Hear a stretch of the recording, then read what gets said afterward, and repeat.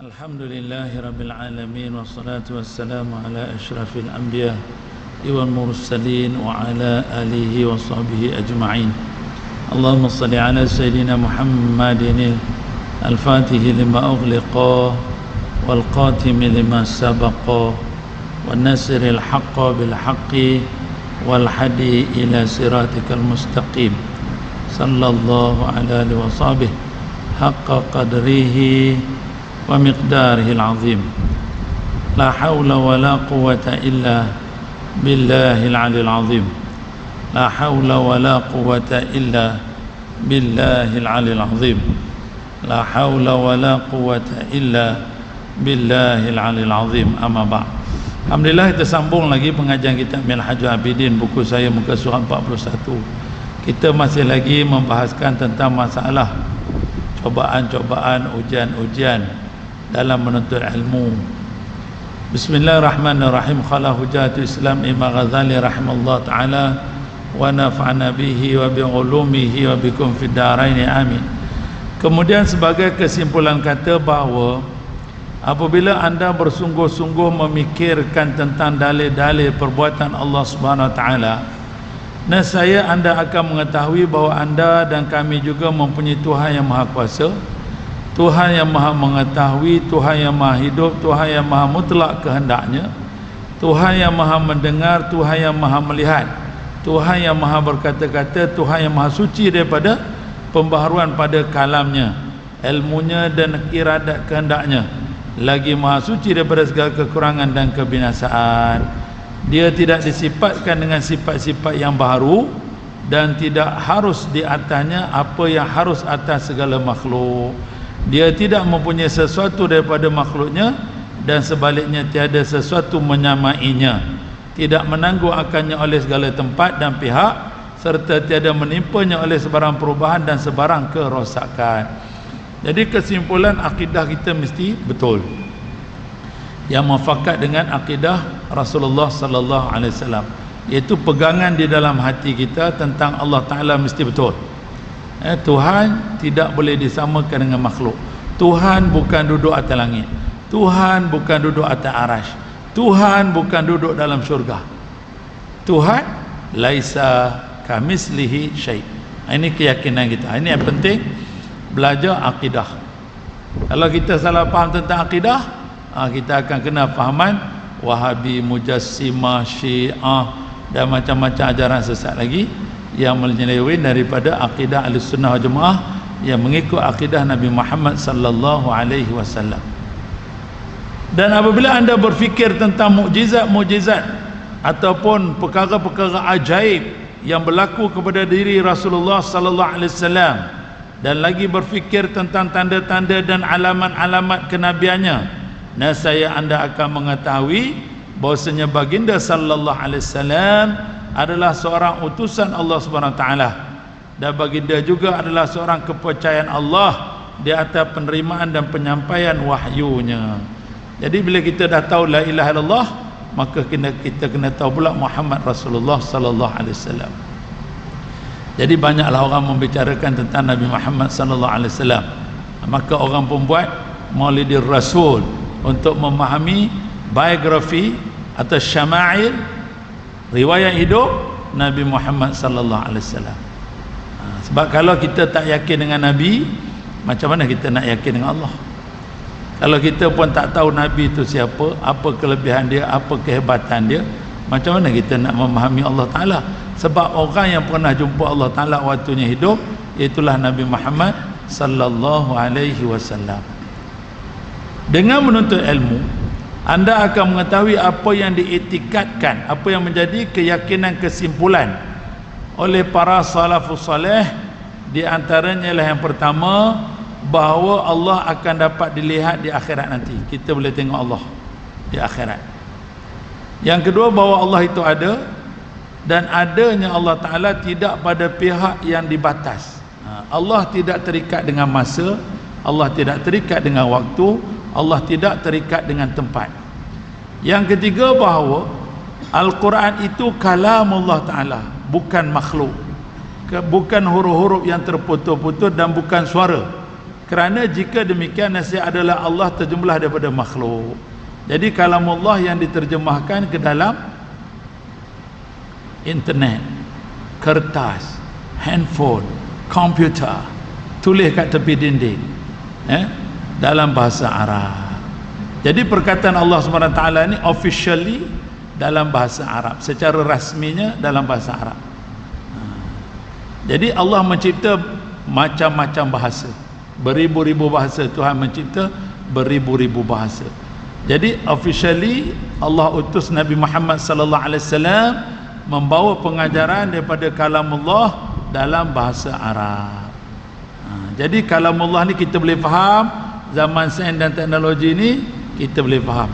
Dia dah duduk dalam telefon, duduk dalam komputer, duduk dalam kertas. Bukan makna Allah Ta'ala ada kat situ. Perkataan Allah Ta'ala telah diterjemahkan. Jadi kita faham yang itu, ya. Jadi Al-Quran itu bukan makhluk. Al-Quran itu kalamullah.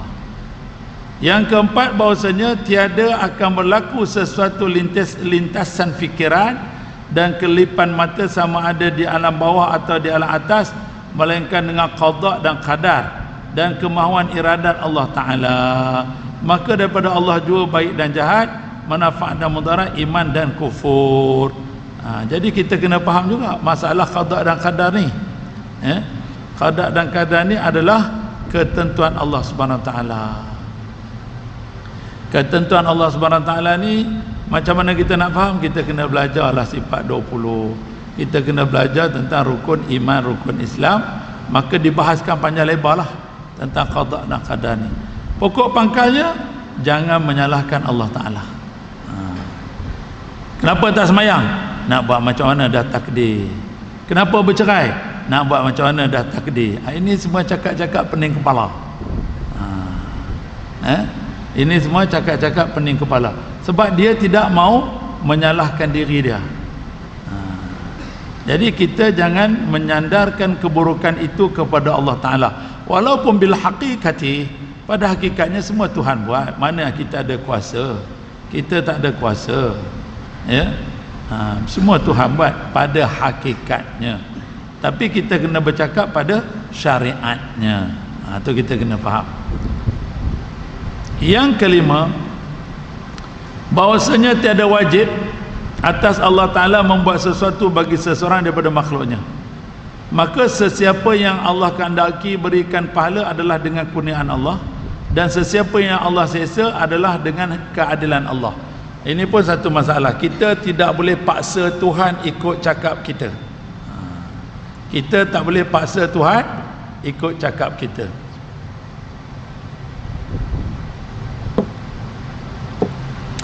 Kita yang kena ikut cakap Allah Ta'ala. Jadi Tuhan bagi pahala, itu semua kurniaan Allah. Kita tidak boleh paksa Tuhan bagi pahala. Kita rasa kita buat baik, itu nilaian kita, bukan nilaian Allah Ta'ala, ya? Tuhan seksa orang, itu dengan keadilan dia. Macam mana nak faham? Tunggu dia buka semua fail lah. Dia tunjuk semua video, baru kita faham ini keadilan Tuhan. Kalau tidak, kita tak faham. Kita nak mempertikaikan, kenapa Tuhan buat aku cacat, kenapa Tuhan buat aku miskin, kenapa Tuhan buat aku kaya, kenapa Tuhan buat aku jadi menteri, kenapa Tuhan buat aku jadi raja, kenapa Tuhan buat aku jadi tukang sapu sampah. Tidak ada pertikaian. Tunggu dia buka CCTV, keluar semua rakaman, baru kita faham. Kalau tidak, kita tak faham. Jadi apa yang kita kena buat atas dunia ni? Ikut yang diperintahkan, tinggal apa yang dilarang. Selesai masalah. Ikut apa yang Tuhan perintah, tinggal apa Tuhan larang. Nak makan, nak berjalan, nak berpakaian, go ahead, jangan go stand. Tidak ada masalah selagi duduk dalam kitab perintah Allah Ta'ala.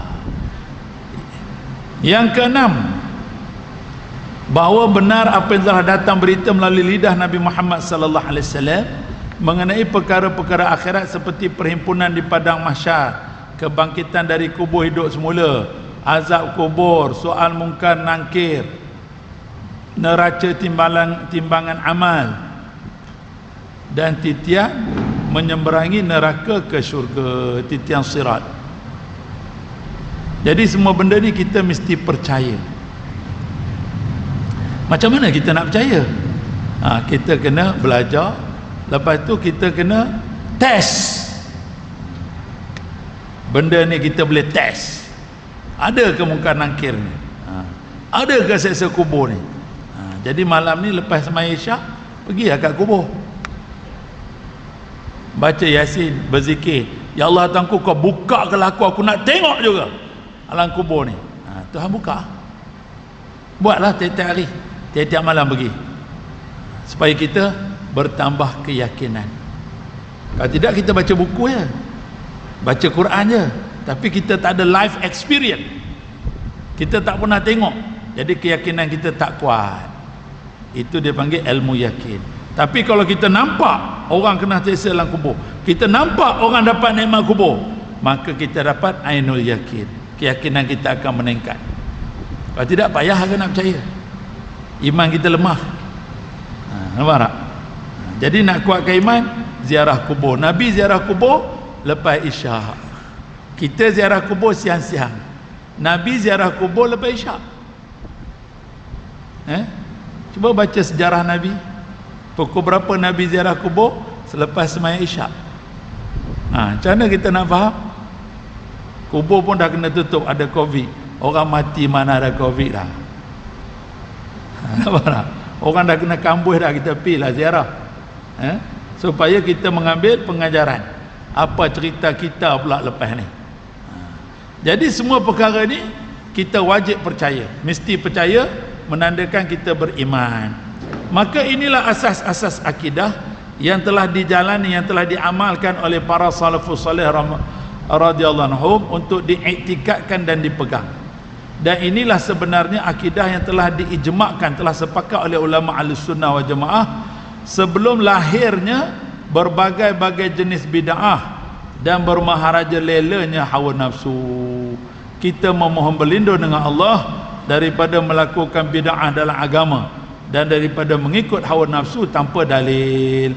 Jadi ini kita dah faham tentang masalah menuntut ilmu ni tadi, bahawa kita jangan buat benda-benda yang mereka-reka yang tak ada dalam agama Islam. Jangan kita mengikut hawa nafsu. Sebab zaman ni zaman orang suka mengikut hawa nafsu.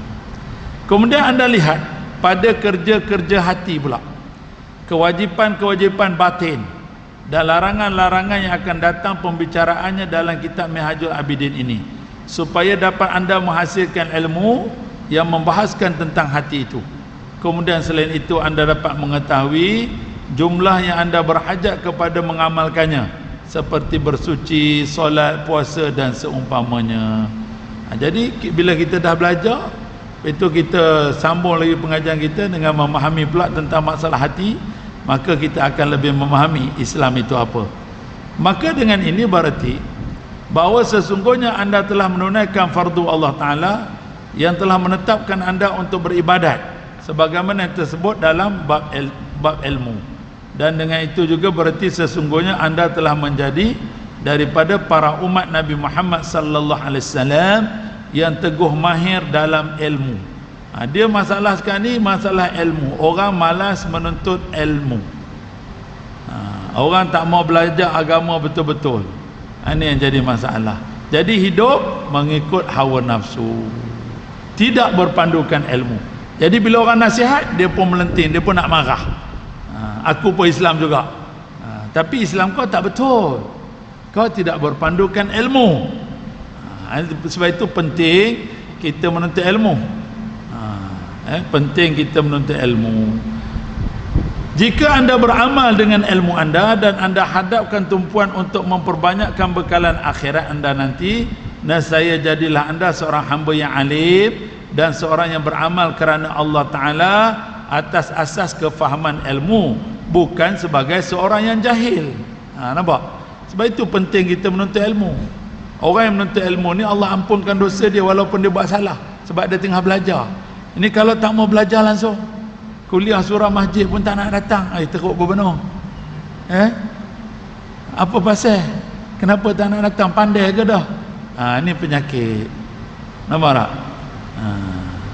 Ini jadi masalah. Jadi sebab itu kita bila tak ada ilmu dalam masjid pun kita bercakap hai dunia. Tok guru mengajar pun kita main telefon, kita pun bercakap. Sebab jahil. Ajahilu adullah walau kana abidan. Orang jahil itu musuh Allah walaupun dia banyak buat ibadat. Bahaya. Jadi kita jangan beramal sebagai seorang jahil, dan bukan juga sebagai seorang yang bertaklid buta, berikut-ikut atau jom bangkai, dan bukan pula sebagai orang yang pelupa. Maka kemuliaan yang besarlah bagi anda, bahkan bagi ilmu anda itu mempunyai nilai yang besar dan pahala yang banyak. Jadi bila kita menuntut ilmu, besarlah pahala, banyaklah ganjaran yang kita dapat bila kita amalkan ilmu tersebut. Jadi sebab itu penting menuntut ilmu. Jangan lari daripada ilmu, jangan lari daripada ulama.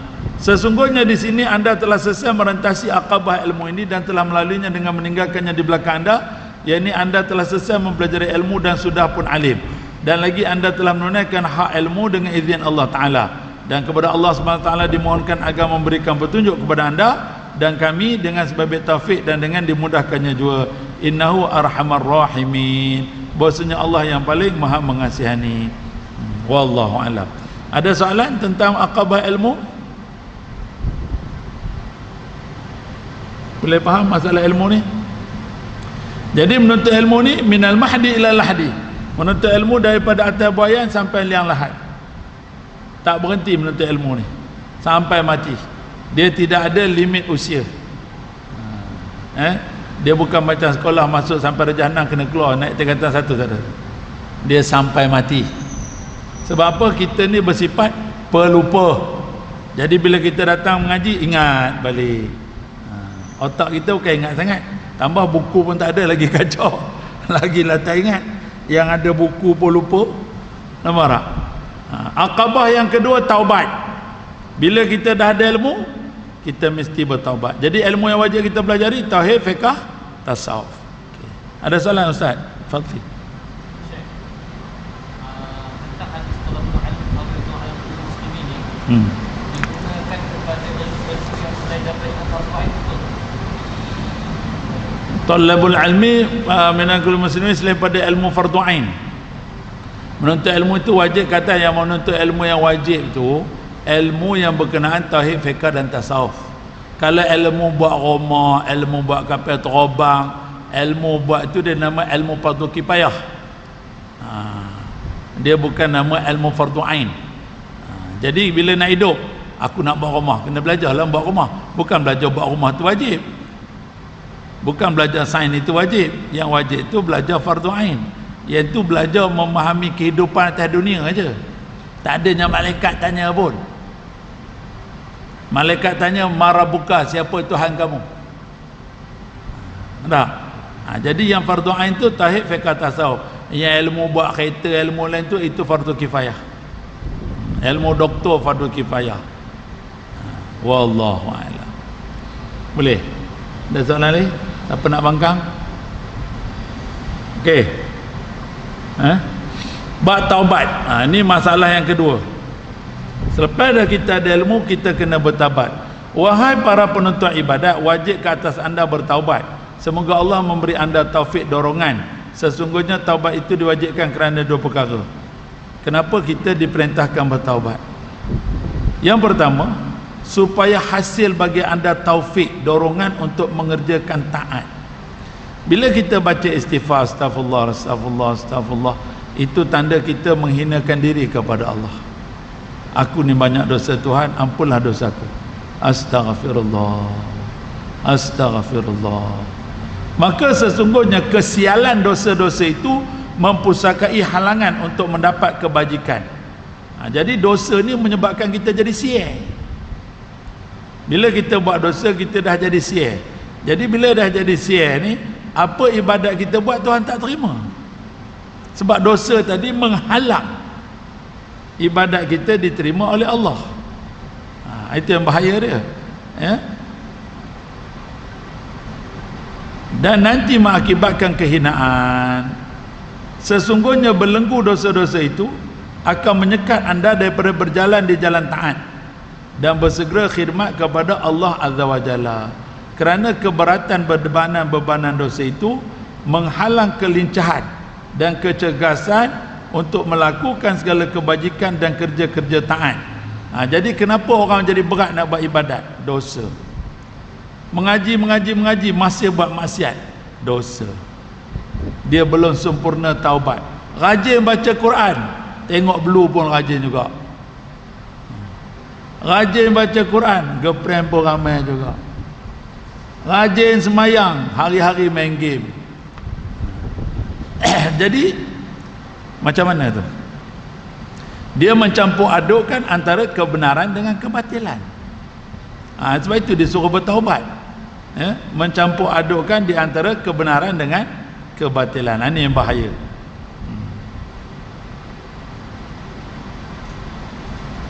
Sesungguhnya dia kata, belenggu-belenggu dosa itu akan menyekat anda daripada berjalan di jalan taat dan bersegera khidmat kepada Allah Azza wa Jalla. Kerana keberatan bebanan-bebanan dosa itu menghalang kelincahan dan kecergasan untuk melakukan segala kebajikan dan kerja-kerja taat. Dan sesungguhnya berkekalan di atas mengerjakan dosa-dosa itu setengah daripada yang menghitamkan segala hati si pelaku dosa. Maka oleh itu anda mendapati hati itu berada dalam kelam kegelapan, keras, tidak bersih, tidak jernih, dan tidak merasa kelazatan dan kemanisan dalam mengerjakan ibadat. Dia tak seronok, beribadat tak seronok, baca Quran tak seronok, tapi tengok movie seronok, dengar lagu seronok, makan seronok, borak seronok, cerita-cerita seronok. Tapi bila menuntut ilmu, berzikir, semayang, dah penat. Dia dah tak enjoy. Punca apa? Dosa. Dan rasa tak ada apa-apa. Alah, ini dosa kecil je. Dia rasa tak ada apa-apa. Itu yang berat tu. Jadi dosa tadi menghalang kita daripada mendapat kelazatan dan kemanisan dalam mengerjakan ibadat. Dan jika Allah tidak memberi rahmat, maka dosa-dosa itu akan menghela menarik pemiliknya kepada kekufuran dan kecelakaan. Waliyahzubillah. Itu bahaya. Bahayanya dosa ni tadi. Jadi sebab itu kita jangan terlibat dengan dosa. Macam mana tak nak terlibat dengan dosa kalau kita tak tahu dosa? Jadi kena beli buku, tajuk je dosa-dosa besar. Kat rumah kita mesti ada buku tu, dosa-dosa besar. Dosa ni ada beratus-ratus. Jadi kalau kita tak tahu dosa, maka kita akan buat dosa. Itu yang bahaya tu. Anak cucu akan buat dosa sebab dia tak tahu itu dosa. Dia rasa tak ada apa-apa sebab semua orang buat. So dia rasa tak ada apa-apa lah sebab semua orang main bola pakai seluar pendek, takkan berdosa. Tak? Semua orang mandi pakai spender, takkan berdosa sebab dia tak tahu. Inilah masalah dia, berat tu. Menakjubkan bagaimana orang yang berada dalam kesialan dosa dan kekerasan hati akan mendapat taufik untuk mengerjakan taat. Tak boleh dapat dorongan. Bagaimana orang yang berkekalan di atas mengerjakan maksiat dan orang yang sentiasa kasar bengis akan diajak berkhidmat kepada Allah. Dan bagaimana orang yang berlumuran dengan kekotoran-kekotoran dan najis-najis dibolehkan menghampirkan diri untuk bermunajat dengan Allah. Sudah tentu tidak sekali-kali. Jadi sebab itu disuruh kita bersihkan diri kita daripada dosa dengan bertaubat. Maka tersebut dalam hadis daripada Sadiqul Masduq, Rasulullah sallallahu alaihi wasallam, bahawa baginda telah bersabda, idza kadzdzaba 'abdu anhu malakani min natni ma yakhruju min fihi. Apabila berdusta bercakap bohong seseorang hamba, nescaya dua malaikat menjauhkan diri daripadanya kerana busuk apa yang keluar daripada mulutnya. Bila kita cakap bohong, malaikat akan jauhkan diri. Maknanya kita dah tak duduk dalam rahmat Allah. Jadi sebab itu kita nak jadi orang Islam ni kena buang cakap bohong. Kita kena pakai sifat Nabi, sidik, amanah, tabligh, fatanah. Barulah kita akan jadi orang mukmin. Kita kena pakai sifat Nabi, mana saja kita pergi, sidik, sidik, amanah, tabligh, fatanah. Semua sifat Nabi ni kita pakai, insya-Allah. Maka bagaimana lidah yang dusta ini layak berzikir kepada Allah Azza wa Jalla? Tidak syak lagi orang yang berterusan melakukan maksiat, hampir tidak mendapat dorongan. Taufik itu mana dorongan, dan anggota tubuhnya tidak ringan untuk beribadat kepada Allah Ta'ala, memang berat. Jika kebetulan dia dapat beribadat, maka dia mengerjakannya dengan kepayahan, tidak disertai kemanisan dan kejernihan. Kesemuanya itu kerana kesialan dosa-dosa dan akibat meninggalkan taubat. Jadi sebab itu kita disuruh sentiasa astaghfirullah, astaghfirullah.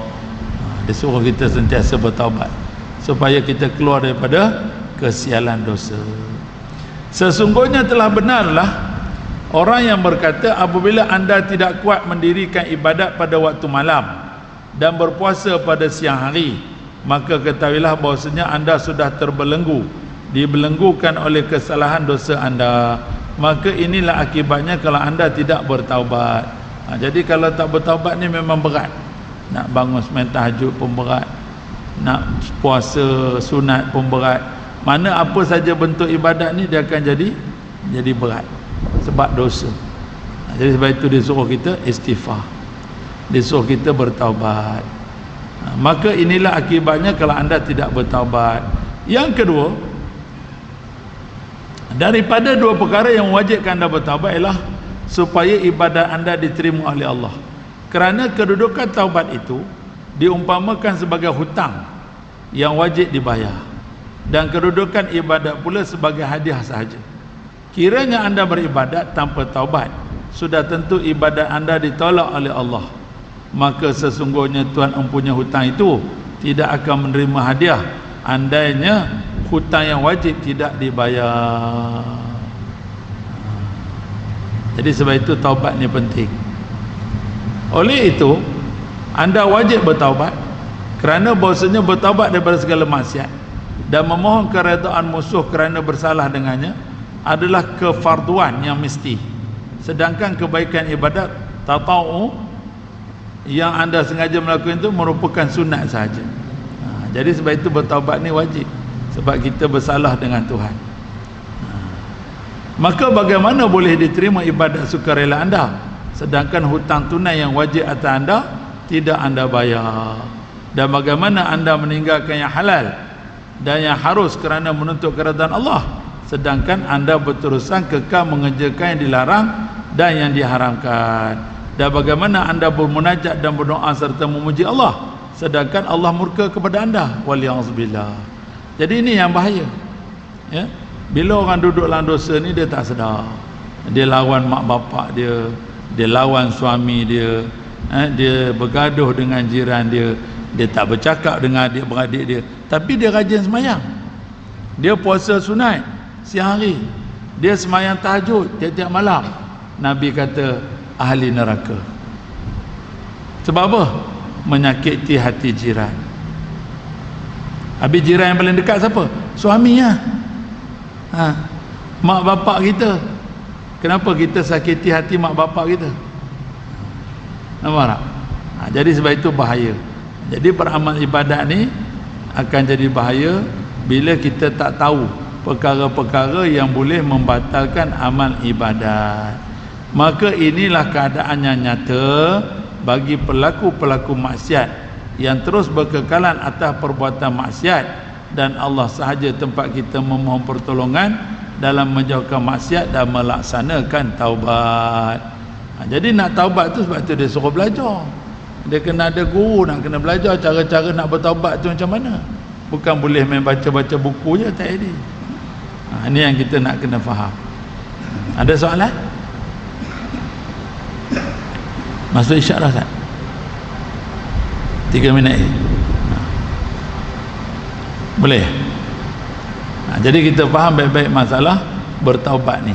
Jika anda berkata, apa makna taubat nasuhah dan apa yang sepatutnya dilakukan oleh seseorang hamba sehingga dia dapat keluar daripada semua dosa?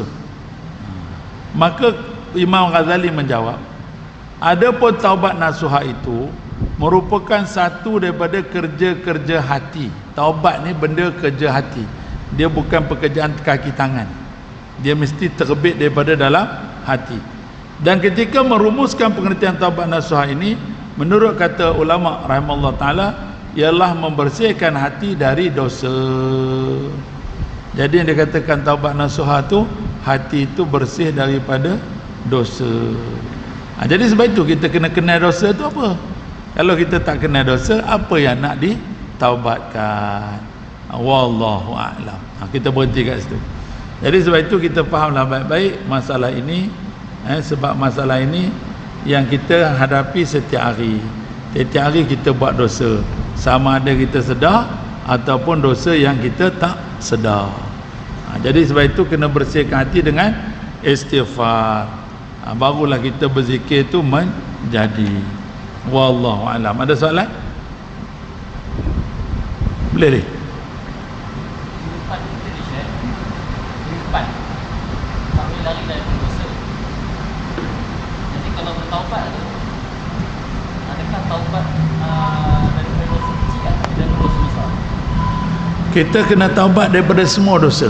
Kita kena taubat daripada dosa besar. Dosa kecil ni dia terhapus dengan ambil wuduk yang betul, dengan semayang yang betul. Tapi dosa besar ni dia tak terhapus dengan ambil wuduk, dia tak terhapus dengan baca istighfar. Dia ada SOP dia, yang mesti dipatuhi. Yang tu yang kena belajar. Kalau kita tak tahu SOP dia, kita buat dosa, kita rasa tak ada apa-apa. Jadi sebab itu kita wajib bertaubat dan belajar cara-cara nak bertaubat. Jadi dosa besar dengan dosa kecil itu semua wajib ditaubatkan, dan ada kapiat-kapiat dia, cara-cara dia. Wallahu a'lam. Al-Fatihah. A'udzubillahi minasyaitonir rajim. Iyyaka na'budu wa iyyaka nasta'in. Shiratal ladzina an'amta 'alaihim. Bismillahirrahmanirrahim. Allahumma shalli 'ala sayyidina Al-Fatih lima al-Khatim. Sallallahu alaihi wasallam. Allahumma taf 'alaina hikmah ya muqallibah. ربنا آتنا في الدنيا حسنة وفي الآخرة حسنة وقنا عذاب النار وصلى الله على سيدنا محمد والحمد لله. أستغفر الله أستغفر الله أستغفر الله. ختم الله منكم.